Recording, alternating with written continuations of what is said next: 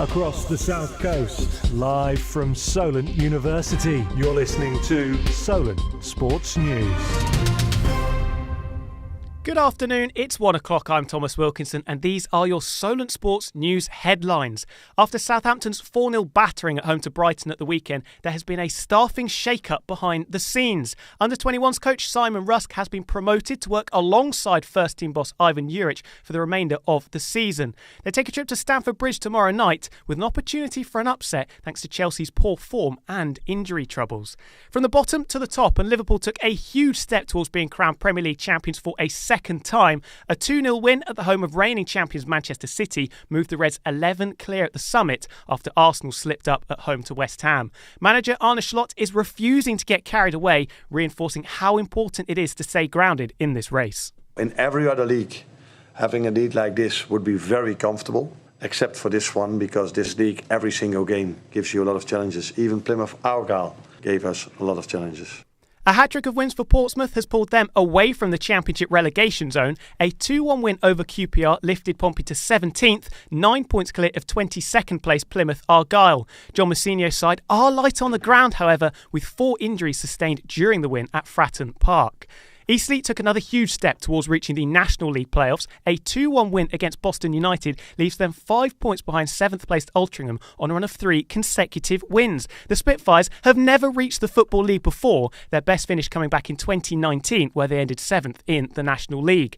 Plenty of names are continuing to be thrown around after Rangers sacked Philip Clement last evening. A 2-0 defeat at Ibrox to mid-table St Mirren left the Gers 13 points adrift of fierce rivals Celtic. Ex-players Barry Ferguson and Russell Martin and ex-manager Steven Gerrard have been linked, but former striker Chris Boyd urged the need to get the fans back on side first. Connect with the fans, but obviously guide the players, through hard times. And Barry's done that in the past. And I'm sure if it is between now and the end of the season, he'll win. But somebody will need to steady the ship, get the fans back on side, and then the football club will go and try and build again, from the summer onwards.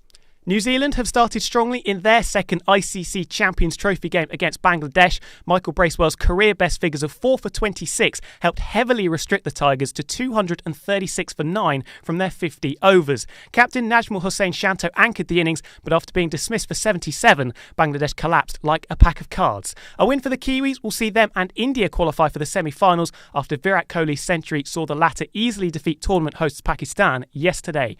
And England will be without fast bowler Bryden Cast for their must-win game against Afghanistan on Wednesday. The Durham star is suffering from a foot blister sustained in the 5-wicket defeat to Australia. Jos Buttler's side were embarrassed in the 2023 ODI World Cup by Afghanistan, Rashid Khan putting a spin on the English batsman. And former Three Lions captain Michael Atherton warned England of the huge challenge that is facing them. They've got some very good cricketers. They're a team that have been getting better and better. They've had the better of England occasionally as well. I think here in Lahore, the conditions should suit England. It's not like they're going to be playing Afghanistan on a raging Turner.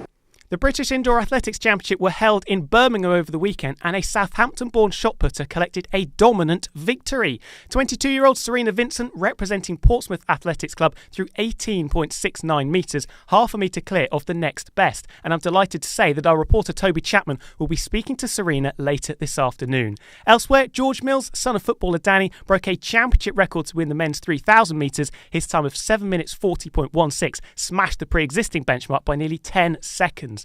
And finally, British cycling legend Chris Froome could be looking at the end of his illustrious career. A broken collarbone picked up in a nasty crash during the UAE Tour may result in surgery and a lengthy period on the sidelines. That's all from me this hour. I'll be back at 2 o'clock sharpish. Make sure that you are there on time.